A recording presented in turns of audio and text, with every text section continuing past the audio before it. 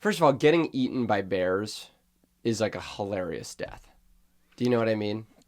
For the person who's reading about it or the person who gets eaten? For the person who's reading about it, and then for the rest of your life. You're have dead to be already. Like, I lost my sister, and you're like, oh no. I'm so sorry. Car accident, cancer, and you're like, she was devoured by wild bears. It's like, it's a very like 1500s Attila the Hun style death. You know what I mean? Like, I really feel bad for anyone who dies in such a freak way that the death is near comical. And I'm glad my sister Can you give me some examples? Yeah, I'm trying Real to life think. examples, not made up. Gabe, can we look up like the funniest deaths? I think that might be an oxymoron. Funny death? Mm-hmm. Yeah. I feel like I'm trying to think of like deaths that are like low key funnier than they are tragic. Yeah. Okay. I can't think of a single one. I mean, so, devoured by right wild along, animals is hilarious. I don't know how you made it as a comic because I don't find that remotely funny.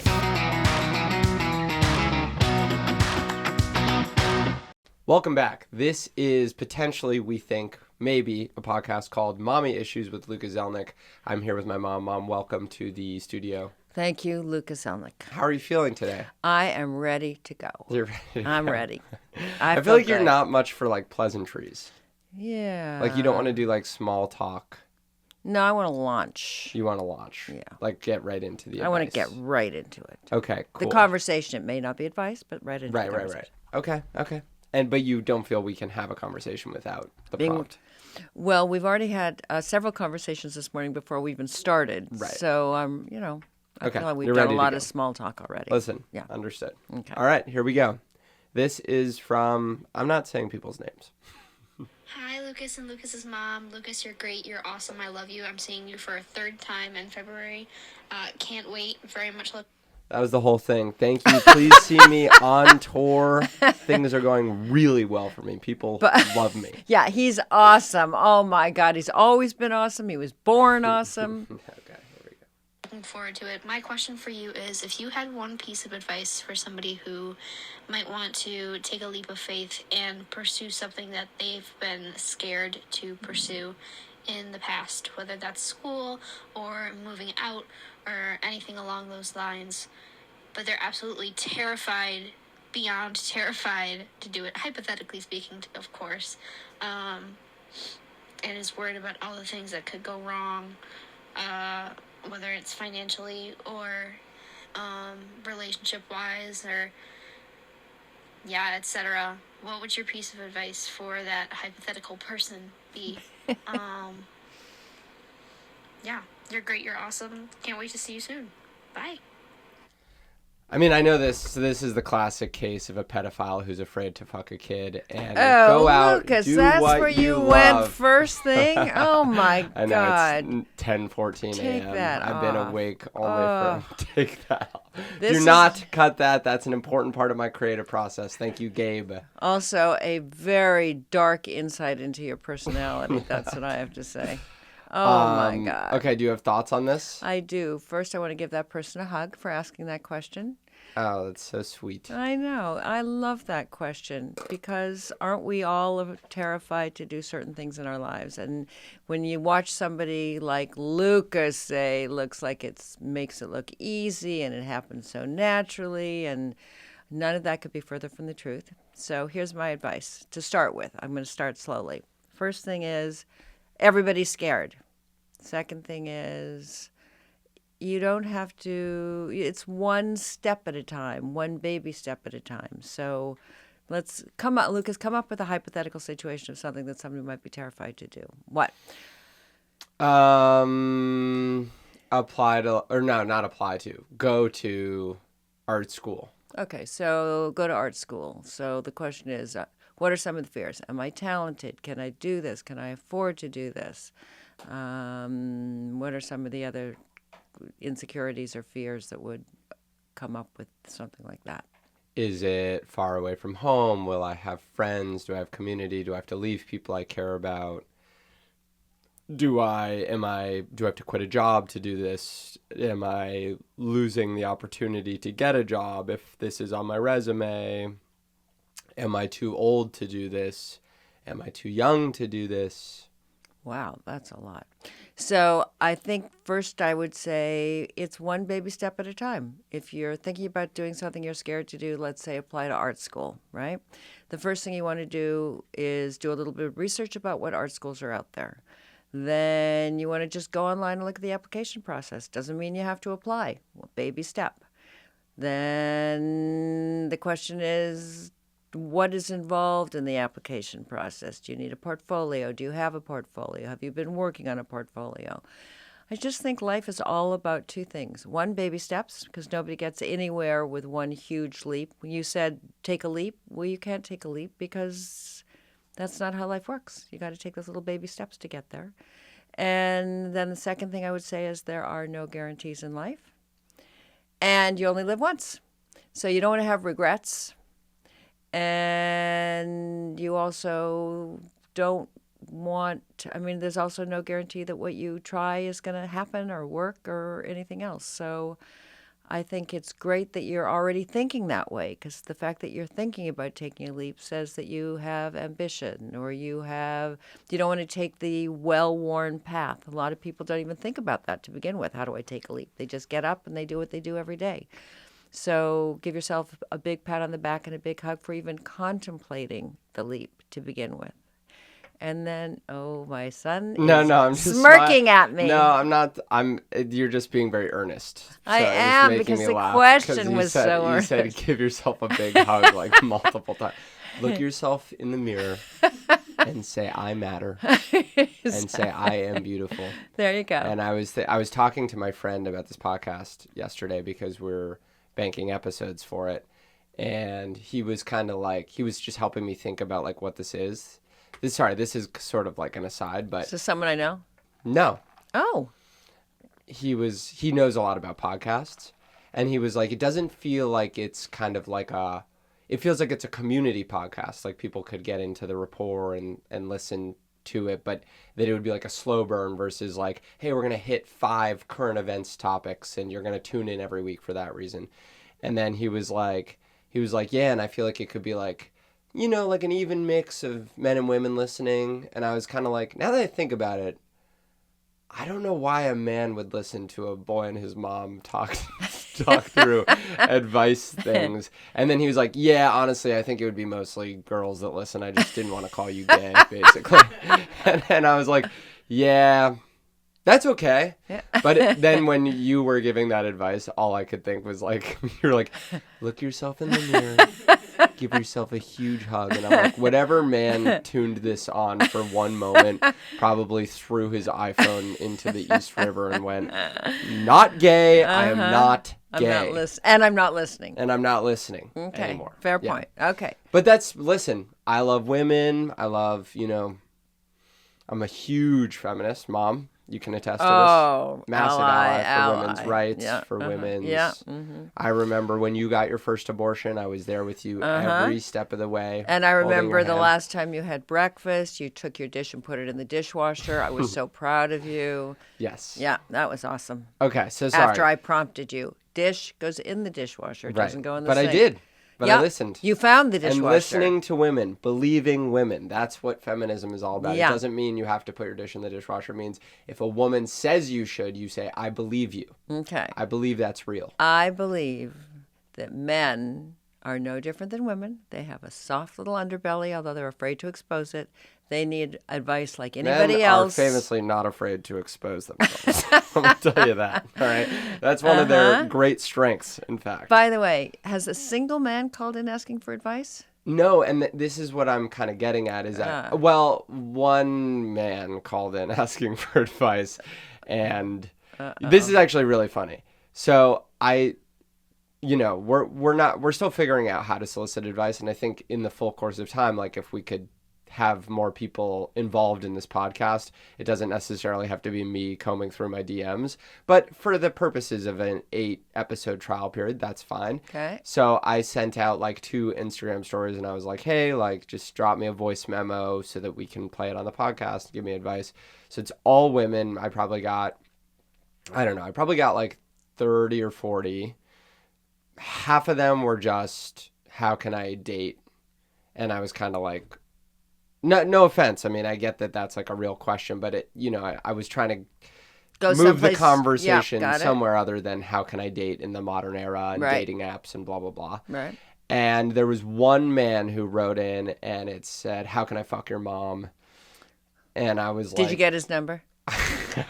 And I got his number, so I was going to actually connect to you after the show. Okay. But guys really stay being unwilling to expose any sense of vulnerability. Certainly, like, behind closed doors they will, but in a venue like this, I thought I'd at least get, like, a gay man. Yeah. But... Seeing how he could date me? Yes. Yeah. Gay men love you, famously. But... No man really wanted to... Well, maybe if this takes off. Actually, there was one other, but it was just stupid. Like, I forget what it was, but it just didn't make sense. I think maybe the success of this podcast would be normalizing men asking for help. This could be like men's secret listen. Yes. Yeah. I think so. Don't you think? Yeah, maybe. Could be. Anyway, so... Yeah, to the guy that asked how to fuck my mom, I don't know. That's a good question for the advice podcast with my dad. Good point. Okay, so back to the issue at hand. First of all, yes, I think it's interesting because people ask me this question now a fair amount because I've sort of like landed on my feet in this career that looks to be the kind of thing where it just like clicked. But of all people, so you guys sat me down when I was like 16 years old because being goofy and funny was like my personality.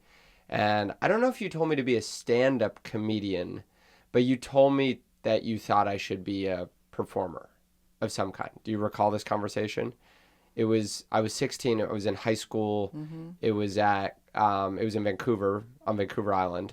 Okay. Or off Vancouver Island. Mm-hmm. This place we used to go in the summer that was amazing. My favorite place in the world. It was like it's this wilderness area that has like fucking, it's got whales Tents. And when we first started going, there was no Wi-Fi. It was heaven. We were completely unplugged. And you guys could not stay in your tent and watch porn all day long. It was heaven. First of all, you don't have to watch porn all day long. For me, under a minute of porn is mostly sufficient. Uh-huh. But it was an amazing place where there was like all these kids there and you would play around. It was also very fancy. Remember the year? Yeah, I know what you're going to say. Yeah. Well, this is kind of a funny story. This is an aside, and then we'll come back to this, but it's a funny story. So we used to go to this nature preserve. Okay, it's called Clayoquot Wilderness Resort. Look it up. It's very, very fancy. I'll be honest with you. It wasn't fancy at the time, but it's become fancy. It was fancy. always expensive, but yes, it wasn't like Were you fancy. Paying the bills? How old were you when you were 10? No, how do you know how expensive it was? Why I know how expensive it was? Because we stopped going during the recession. And it was the first time ever in my life. Is that true? That I was like, wait, we can't do something? We can't afford this? Yeah. And that's what you said. And I was like, I don't think I like this whole recession thing. That was crazy. I mean, not crazy. I think it's pretty normal for kids to hear that. But I swear to God, in my whole life. It was the first time. it was the only time I've ever heard you say we can't afford something. Oh, interesting. And I didn't like that feeling. So Were let you me just resentful? say to all of our poor listeners, I get it. I'm with you. Give yourself a big hug today. Okay, go on. Was I resentful? No, I was just like, oh, like things could change. Like things change for people. Because it was like we would always go and it was our favorite place and then we weren't going. And I was like, well, why wouldn't we go to our favorite place? That doesn't make any sense. No. But it was this amazing place, and so it was like really intimate. There was all these like glamping tents and very small group. Everybody sort of saw everybody else. Everybody knew everybody else. All the kids went out on the lawn and played together with everybody else. It was very like camp, kind of. Yeah. And we would go for like 1 to 2 weeks every summer. 1 week max. We went 1 year for 2 weeks, and it was the happiest. You guys immediately were like, "No fucking way!" Again, and I was like thrilled. It was like the happiest I had ever been. But also, so there was like a lot of funny aspects of it. One was like, it's on this little slice of privately owned land that's on the tip, so completely surrounded by a nature reserve. So you're basically just in a national park on a tiny little hotel, and the rest is national park. And it's in what's called a temperate rainforest, which is like, it's a rainforest, but it's not hot. It's not like the Amazon rainforest. And there's no cars. You have to get in either by boat or seaplane. Yes. And it's the greatest, I believe one of the greatest concentrations of wildlife like in the world, because there's a bay and an ocean. So you have whales, you have porpoises, which are like dolphins. We saw a lot You of have those. like sea stars, and then in the mountains you have a lot of bears, you have cougars. And one of the things that wasn't allowed is you couldn't have a kid under 7. Because remember, one kid one time got snatched up by a cougar. And never came back? Yes, and never came back. You don't remember this? That's why you had to No. sign the liability for him when you got in, because cougars, they'd be like, you remember the whole cougar training, and they'll get you from the back of the neck. This was, it must not have been a big thing to you because you weren't a kid, but they were like cougars like kids. Wow. So cougars are much like pedophiles. And I'm not talking about older women who are hot. I'm talking about the animal. Okay. So one time, so also the other thing about this place is that celebrities would go. And is this not where you thought I was going? That's exactly where I thought you were going. Yeah. So one year we were there with Dave Matthews of Dave Matthews Band. For our listeners, look him up because I'm not sure you'll know, actually. Exactly. Yeah. But good. He's a good, like, he's kind of like Coldplay before Coldplay. I don't know. And the Kiss Cam. And the Kiss, yeah, right. That's right. Yeah. I forgot. We were, so small. We were all hanging out, including him. And, my sister who's, how do I say it each time? How do you want me to say it? I want you to say first, my sister who I adore. Okay, yeah. And I who love my sister. has developmental delays. That developmental delays make it sound like she is totally fine. She is totally fine. She is not totally fine. Oh my She's never God. going to live independently. Do you live independently? No, your girlfriend has to come Oh, and clean up my behind God. yourself. Come on. Do I live independently? No, my husband lives She with me. can't drive or read very well or... Okay, so that's how you describe her. My sister who Or- can't drive, can't read No, very well. That even doesn't do it justice. I'm like, a lot of people can't drive. This is legitimately, and Yeah. I do this on stage. She has special needs. But this is why I say retarded, because but it's I actually know. just like, even special needs people don't get what we're saying. And then you say retarded and they're like, oh, okay. Got it. And that's what you should be getting. Okay, she's has special needs. Yes. Okay, next. Big time. Okay. Big time. Fine. Okay. Oh my God. That's She- what you would think. She's Oh my God. Wait a minute. Is she really funny? Yes. Is she very loving? Very. Does she have tons of independent skills? No. What do you What mean, the no? fuck are you talking? What do you mean? Tons of independent Yeah, skills? she I don't get- even have tons of independent Well, that's skills. true, but she probably has better hygiene than you. Doubtful. No? Do you shower every day? No. She does. Okay. But not by choice. If you left her... Oh, no. She calls me, I'm going to take a shower, and then she calls later, I think I'll go take a shower. Really? She loves showering? Yeah, she Well, this is a showers. development. See? Yeah. Okay. Okay, we digress. Please So continue. anyway, my sister wouldn't... If you said this person's a celebrity, she wouldn't be able to understand what that means. No. I mean, absolutely not. Yeah. So as a Which result... in a good way, which is she doesn't. Everybody's the same as Yeah, everybody she's not else. a star fucker. No, She doesn't... She's not a social exactly. climber. No, she didn't ask and- anybody for autographs. No, she wouldn't ask you for an autograph, mostly because she's retarded. So But it's I- like it doesn't okay. even. But I she think wouldn't I'm even gonna take understand over. the idea. I'm going to take over the story, which Okay. is it's a contained space, and there's no cars, and there's nowhere to get lost. There's so absolutely places to get lost. when the cougar gets you, but if the cougar doesn't come for you, you're still and you're bears, safe. like bears would Okay, be. cougars, bears, but other than that, she's fine. Yes. Okay, so we would let her wander around, which I would not do in the city because It doesn't sound great now that you say it out loud.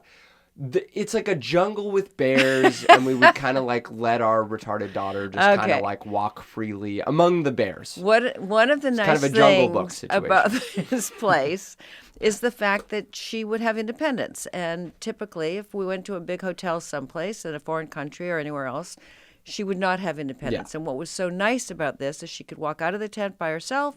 She could find herself to the, dining room. She could- loved it there. She could find herself to various other places, and we wouldn't worry about her. And that was both liberating for us not to have to keep an eye on her, but also it encouraged her independent skills. Yes.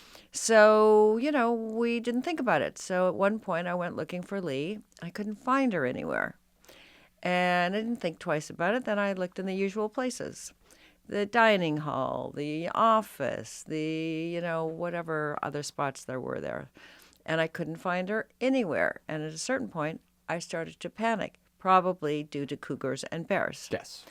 You're like, wow, I was a little too confident sending her out alone. Exactly. Maybe that was a bit of an overstep. And I... Without the bear trap. I got to be honest. Yeah. If that's how she had gone, it's a tough sentence because it had been so tragic, but sort of such a silly...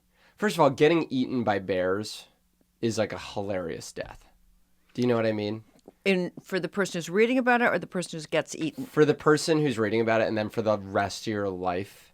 You're dead to be already. Like, I lost my sister, and you're like, oh no. I'm so sorry. Car accident, cancer, and you're like, she was devoured by wild bears. It's like, it's a very like 1500s Attila the Hun style death.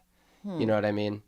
Like, I really feel bad for anyone who dies in such a freak way that the death is near comical. And I'm glad my sister Can you give me some examples? Yeah, I'm trying Real to life think. examples, not made up. Gabe, until can we then. look up like the funniest deaths? I think that might be an oxymoron. Funny death. Yeah. I feel like I'm trying to think of like deaths that are like low key funnier than they are tragic. Yeah. Okay. I can't think of a single one. I mean, So, devoured moving by right wild along. animals is hilarious. I don't know how you made it as a comic because I don't find that remotely funny. Devoured by. Dying of heart failure after laughing uncontrollably. No, but that's more deaths. He said dying of heart failure. Wait, are you mic'd up? No, I'm not. Okay.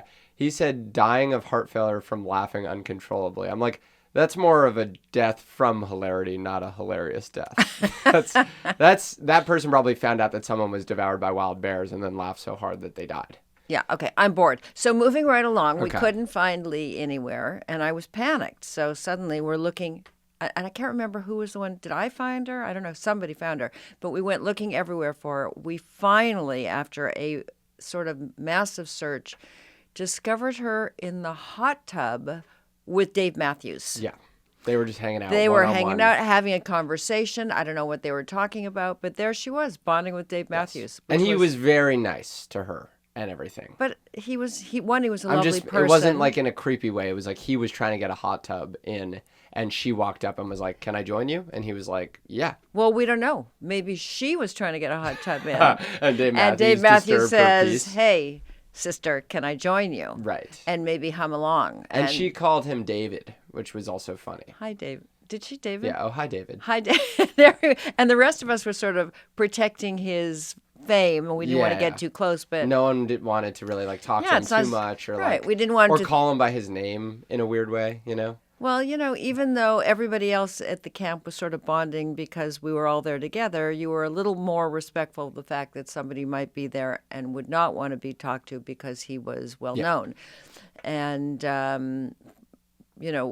I don't know, maybe one day you'll find out, not yet, if you ever reach that kind of Yeah, I don't think celebrity. I'm on the level where like someone would be around me and not talk to me. Yeah, and be shy around you or think, I don't want to invade your Or privacy. if they are, they're just like a mentally ill teenager right now. So I have to Yeah. wait till those people age into an age where they could afford to go to a hotel and then be like that towards me. Yeah, Yeah. that too.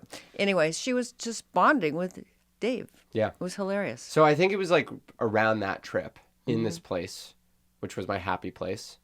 And I was just being myself, which at that time I was like probably very goofy, you know? Unlike now. Right. Mm-hmm. Well, I'm less goofy. I was a very silly boy. No? Really? No, I don't know. wouldn't I don't say you're a fucking silly boy. remember. No. But you guys were like, you should try something in the performing arts or something like that. And I don't know if it was like dad telling me to be an actor. I don't remember, but it was like, I heard it. I heard it in school that I was like, this is like crazy. I think I told you this, but I had like a teacher from 8th grade come to one of my shows in Charleston. and she brought my yearbook. From AS? No, from winter term. Oh, you did tell me And this. she brought my yearbook from Charleston, and it said, "What will Lucas be doing in 15 years?" And it said he'll be on a comedy tour. Are you serious? And she was seeing me on a comedy tour Oh 15 my years God. later. So it was like people were telling me to do this, and it always occurred to me that like this was sort of how I communicated with the world, was to be funny.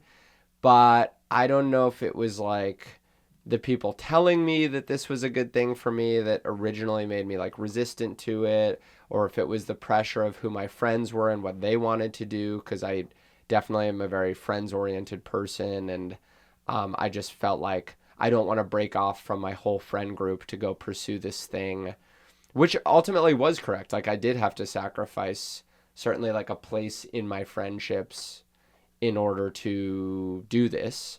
But for whatever reason, from the time that like people were telling me it would be a good idea for me to the time that I pursued it was like a decade, because I Yeah, remember telling you almost in 10 college years. to do it and you didn't do it, which takes me back to the question that we were supposed to be answering, Yes. which talks about how you find your path Yeah. and how you, like you were saying, people were telling me I should do this, but I didn't do this. And I don't think there's always one straight road to get to where you think you may want to end up, Yeah. right? Right. So I did it kind of in baby steps. Very. I did like first I did improv, and then I did a stand-up class, and then I did stand-up very casually for a while. Right. And then I committed to doing it a little more seriously, and then after 6 months of that, the pandemic happened, and then I tried writing screenplays. And it wasn't really until I like stumbled into this comedy club that I founded that I got to perform enough stand-up, that I got to build the skill. A lot of it was like luck that I even had the opportunities that I had to be able to work enough to be able to get better than I was at comedy. But it was like a very happenstance path. So all of that is to say, if you don't know how to do it, I don't think anyone does. Yeah. And everyone that does, I'm not sure if you completely reoriented the set of events that yielded my career, if I'd have a career in this personally. Now, this may be a non sequitur, and tell me if I'm losing the humor in it, because it's become sort of funny in our house, but it may get lost in translation. My husband is a successful CEO. And He's a CEO. I mean, I wouldn't say he's a successful CEO. fair point. I don't want it to go to his head in case he finds out I said that. And we met somebody along the way that we've known for many years, and he ran into my husband, whose name I'm not going to mention. And this person, my husband, S, we'll call him S. Your husband? Yeah. You could look up who my dad is Yeah. in Okay. 2 seconds. Okay, fine. So somebody... If you're really lazy, you can't know who my dad is. You have to be really lazy Okay. and stupid. So Strauss had just gotten a big job doing something. I forget what it was. And we run into this person, and this person says to Strauss, "How'd you get that job?" Do you remember this? No. This is a hilarious story. How'd you get that job? And it's like, oh, well, it was just really easy. I just applied on the interweb, and, I just applied. But it was a joke because it didn't take into account the 15 years he'd spent Yeah. building it, thinking about it, doing it. Like this person wanted his job but hadn't done any of the work. Yeah, there's certain comedians that do that too, where you'll be on like an audition for something and they'll be like, "Oh, how'd you get that?" Yeah. And you're like, "Oh, it can't be that I'm better than you at this, or that I've take it worked more harder. seriously." Yeah. Exactly. Or that I've been Yeah. performing 7 nights Yeah, a week. it's got to just be that I'm like really lucky. Yeah, exactly. And Correct. you know what? Now that you ask, why don't you take it? And I'll sit this one out. Exactly. Yeah. So every once in a while, something comes up. And, I think every family probably has a bunch of, phrases that they use that are shorthand that everybody else understands. Like when you don't call me, this is going to get completely lost. And if you don't call me for days, I'll say to you, "Where have you been? Grandma's been raped." And you'll know immediately what I'm talking about. That's from the Chris Lilly show, Summer Heights High. And it's like an excerpt from their acting class. And he's like, "Where have you been? Grandma's been right. Exactly. And then it just became a quote in our family. Yeah. I don't know if it's the correct way of using the word meme in our family, but it can, Oh, meme? I thought you were going to say, I don't know if it's the correct way of using the word rape. I was like, no. rape is a versatile word, No, and no. it's pretty clear. So you don't have to worry about the usage no. of that. Got it. So every once in a while, I'll look at Daddy and I'll just say to him, how'd you get that job? And he knows exactly what I'm talking about. Right. So have we gone too far astray or people are bored? And the other thing I was thinking about was why men would listen to this podcast. And I think, if this Is this ever... your plea to men worldwide? Yes, right now? pretty much. Okay. One, this is Plea. What's that song? Fathers be nice to their daughters. Yeah, What's the John that? Mayer song. Yeah, how's it go? Fathers be good to your daughters. Yeah, Daughters will... Something like that. Daughters will love like you do. So it should be sons should be nice to their mothers, Right. right? And I think that we are a pretty nice model for the kind of relationship that mothers and sons can have. And so listening to us, What the... Guys don't care about that shit. they don't care. They don't care about their mothers. Guys do not wake up in the morning and go, how do I Be nice to my mommy. optimize my relationship with my mother? Well, maybe if they listen to our podcast, they would. Guys wake up every morning and Can't they wait say, to hear. I want to beat up an immigrant. You know what I mean? That's guys now. That's what guys have become. Some things... Guys are Nazis now. And if you're not a Nazi, you're gay or trans. And that's the world we're in. Okay. Some things that you say I find funny. Other things I do not find funny. I kind of mean that in a way. I don't find it funny. No, I mean it hyperbolically. But I mean guys have bifurcated entirely. Should we normalize that? Normalize what? Should we normalize that? Normalize what? I actually don't know what you're asking. When you say we've bifurcated Yeah. and men are Nazis and want to beat people up, do you think that should be normalized? Do you think you should even make a joke about it? Is there anything that's off limits to make a joke about? How's that question? Not that. Certainly not that. Okay. But also, I don't think making a joke about it is going to accelerate the dynamic. It's more like I'm responding to the dynamic that has occurred. I understand. Where guys have become like a guy in Texas, or you just can't. Guys have made it outside of Brooklyn and New York. We're living in a bubble. I Guys have acknowledge that. made it impossible to be liberal. Bro-y guys think it's just so lame to be liberal. Have guys made that impossible, or has the climate we're living in made it impossible, and so you're conforming? Well, guys have become responsible for what's happening. Big bro-y guys, like Rogan and stuff. And then Rogan has had a ton of impact on guys. And now guys are Do you think Rogan's mother is proud of him? I would not be proud of him. Can we look up, Gabe, Rogan's mother, please? You wouldn't be proud of him? No. What if she's him? She's really jacked and bald. What if she's also training to learn how to do UFC? Oh, God. Do you have any other advice for that woman? Because you didn't really weigh in. Well, I agree about baby. I mean, so the way that I even conceptualize my own career now is I really don't look out more than 5 or 6 months. That just doesn't really help me at all because I just think everything looks scary. It's how do you get from here to there? So the first thing I would say is the way that Gabe, you can interrupt me whenever you have information on Rogan's mother. Is she alive? Hey, I'm trying to look that up. Okay. I don't see anything. Her name Wow, is he's... Susan Lembo. Her name is Susan Lembo. Rush Limbaugh's sister. That would Joe explain Rogan's a dad. lot. That would make sense. Yeah, Yeah, it would make sense. I don't I'm trying to think because at first with comedy, I went through so many questions because at first I was well, I like being funny, but what kind of comedy would even make sense for that? So then I tried improv and I was well, this doesn't really feel like me. And then I tried stand-up and it felt way more like me, but not really like me. And then I had a lot of insecurity in the stand-up community. I was well, I'm kind of this totally sheltered New York City kid, and comics are supposed to be depressed, tortured artists and like dirtbags, and I didn't feel like that. And I was like, so what if even I'm funny, then like would anyone accept me or accept the kind of comic that I am?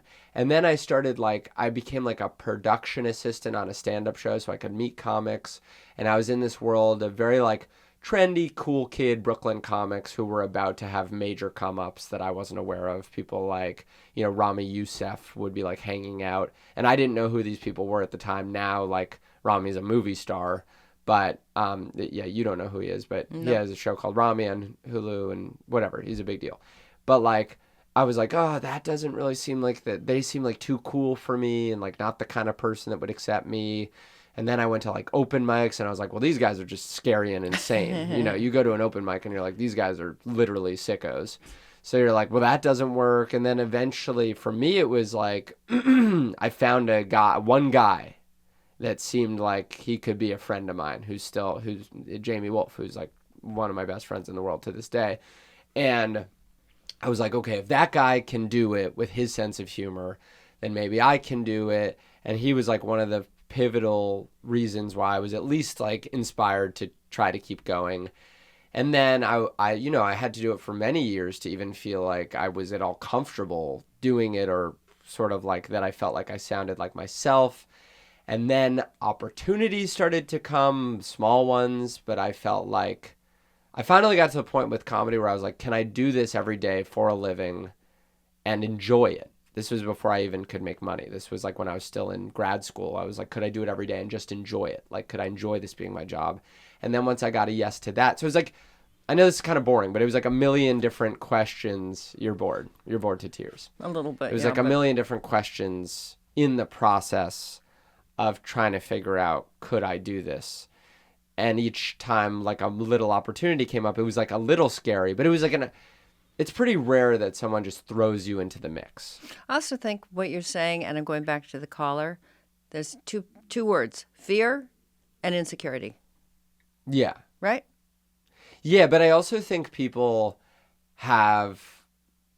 some people, I think almost everyone has some version of like a delusion of grandeur when they think about leaving sort of, let's call it like the traditional path and doing something that's like passion related. I think everyone's sort of, part of what's motivating you is the idea of what could be eventually.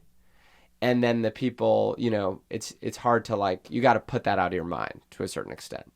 Because I think, and maybe I'm talking specifically in the performing arts, and the question is like fame or a huge opportunity. But in the performing arts, some people get opportunities that take them from zero to changing their lives. And I think that's a bit of a fantasy for people. But they do happen every once in a while. It's like Maggie Rogers is a good example. She was like a singer. Do you know who Maggie is? No. You've heard her music. I've played her music for you. Okay. But she was like a singer, and I'm sure she was working hard on her music. She was very talented. But like she was at NYU, and Pharrell, who's a very famous artist and music producer and a million things, came to their class to like sort of opine on people's music. And he heard her play a song, and he cried and was like, this is perfect. Did he give her a hug? He gave her a big hug. Yeah, okay. And that video got like a quazillion views, and that was it. The next year she put out an album and won a fucking Grammy. So let's go back for a second, because I did not take away from that person's call that fame or celebrity or notoriety are necessarily anything that she's seeking. She just wants to take a leap and do something that's maybe off the beaten path. Yeah, but say and it's I art, don't think, for example, like but even art if it's school. art, but who knows what her ambition is? Maybe she wants to go to art school and then become an art teacher, or maybe she wants to. I think that we live in such a rarefied universe that we equate success with fame or recognition or financial success, and I don't think that is the case. I think you can pursue your dream, take a leap, and do something that's fulfilling, that's not what's expected, and have a wonderful life. It has nothing to do with whether or not you're lucky enough one day to end up, either dating Lucas Zelnick or talking to his mother. Okay. Yes. The last thing I'll say. Yes. I agree, but all I'm saying is no matter what your thing is, yeah. If you're looking at taking a leap, you're probably picturing one, the version of abject failure, and two, the version of like unfettered success. And I think that's what a lot of people do. Is they're like, if this works, Right. then make it up. Even if I'm an art teacher, if this works, I get into my art school, I do the art, and then I'm an art teacher. Or, if this fails, I'm out of money, all my friends don't love me, and I've moved to like a new city where I have no community or whatever. And my point is, it's pretty rarely either of those two. Mm-hmm. There's some people, especially like when I think about comedy, that really should fail. Like, they just are... Not funny. It's terrifying. Like, just talentless and scary and insane in every sense of those words. And I want to give them a big hug for getting up there on the stage. Yes. And Young risking, men in danger. There you go. There's so many people that want to be comedians that will end up... They would make better shooters than comedians, unfortunately. But... For most they're pursuing people, their dreams. Yeah, that's their dream. What would you do every day if you could? Yeah. But for most people, yeah, it's like they're not amazing and they're not bad. And so they just need to work really hard and then they can land at some level. And that's like true of everyone, unless you're like... We're not talking about comedy. We're talking about life lessons. Like right. most people are worse than someone and better than someone. That's the overwhelming odds. Wow. I always wondered whether you were smart or not. And that sentence just tells me everything I need to know. I'm just saying, if you want to be an artist or if you want to be a fucking cellist or whatever. Or a lawyer or a doctor. I mean, what if Sure, you want to go to grad school. Yes, Odds exactly. are you're going to have a better application than some people and a worse application than others. It's unlikely that you're the best ever or that you're the worst ever. So people think about what happens if I'm the best or what happens if I'm the worst. And my advice to you would be take that out of your mind because that's a very end result thing. You can't even know if you're the worst or the best if you don't take the small steps to get there. And so it's I'm kind of just reiterating your advice ultimately. Well, duh. Yeah. But what is a podcast if not an opportunity for a man to mansplain his mother, rephrase what a woman said to him hours earlier? Don't be afraid to fail.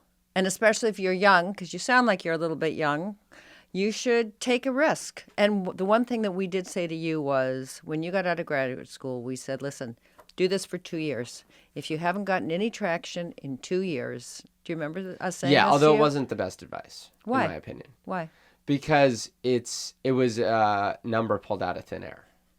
Fine, but the point is, it wasn't keep doing this for the rest of your life, and then when you're 75 and you realize you have no talent, that maybe you should think about the going to advice medical you gave me school. was like, give it a shot fully, and you'll know. Exactly. But we also said to you, at a certain point, you have to sit down and be realistic about whether you got it or you don't have it. Yeah. And that involves a time frame. So, in other words, if you're thinking about going to medical school and you apply to medical school the first time you don't get in, right? Then you can apply again. But if you're 75 and still applying to medical school... Yeah. If you've done 30 rounds of applications, you might not be smart enough to go to medical school. No, you may not just get into medical school and you should become a vet instead. A vet. Or like a spiritual healer. A like shaman. An Eastern shaman. Yeah, shaman. Yes. You say shaman, I say shaman. Potato, potato. Okay? Does anyone say shaman? Yeah, I think so. Shaman you for thinking that. Oh, come on. Ending it with a pun. Thank you for joining us, Mom. Is there anything you would like to plug? Yes. What? Let me think about that. All right. That's been our episode. Thank you.